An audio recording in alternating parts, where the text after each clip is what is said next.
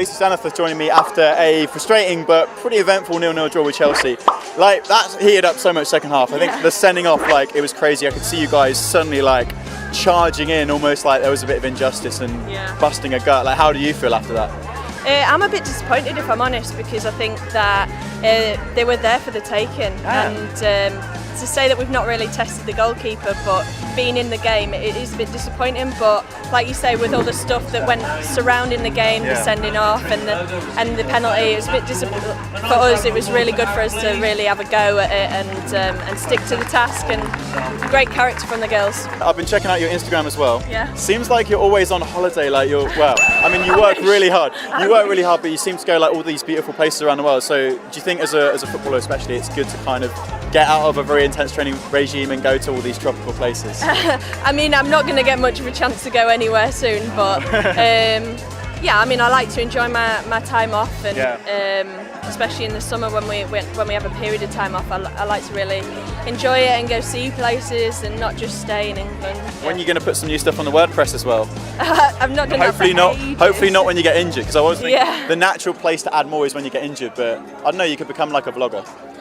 I actually don't know if I'm interested enough to do it away from just like the injuries and stuff, but like it was good for me at the time to sort of vent and just talk about how I was feeling and stuff. I've actually not gone on that for ages. I guess it's quite cathartic when you're injured, because I was reading one thing you were saying about like having to go into your job and not being able to literally do that job, so it's a good way, like an avenue to express that. Yeah, exactly. And there's nothing worse than, I know Rach Williams being in and around her team and just wanted to play, and Ellen, I think for them it must be so hard.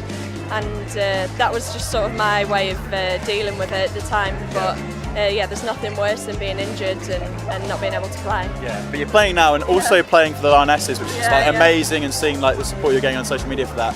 So how's that experience been, like going on tour, being sort of increasingly in the spotlight with the country? I'm guessing like dream come true. Yeah, it makes me so proud. I think you sort of feel 6 feet tall when you put like the tracksuit on and stuff. It's amazing. Or Ann-Katrin Berger tall. Yeah, pretty much. She's a big woman. Yeah.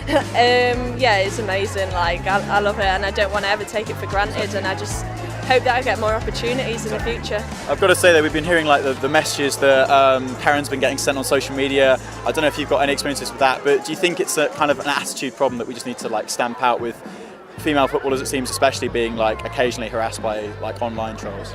I think it's really sad, but I think that problem probably occurs throughout all football. Yeah. The thing is with women's football is that they've probably not got as big a following as the men, so they maybe see things like that more often.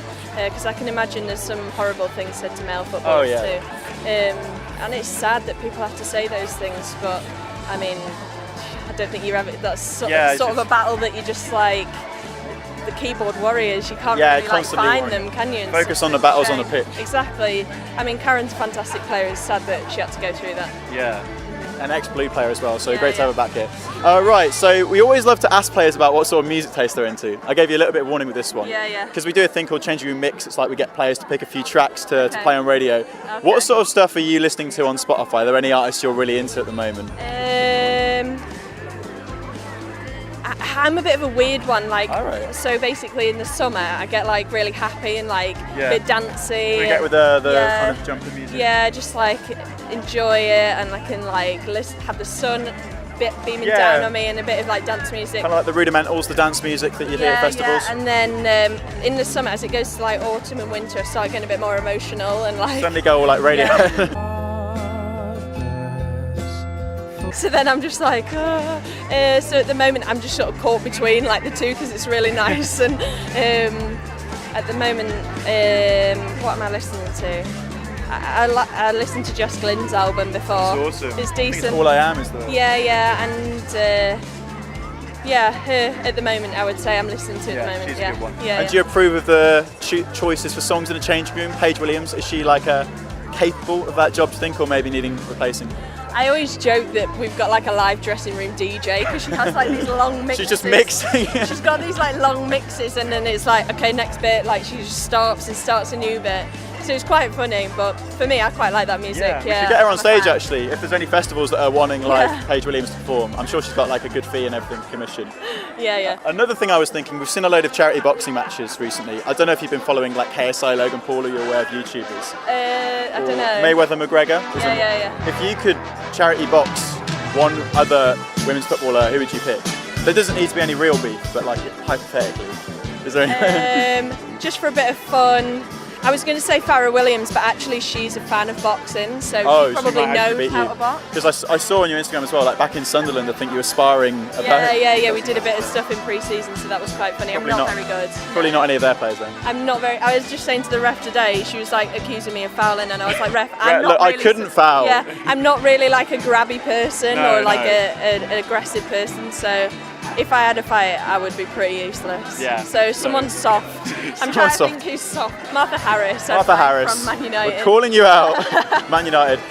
I mean, they did Aston Villa in though, so I think we should be on good terms. Yeah. Well, cheers, Lucy, and congrats on a great performance. Thank you.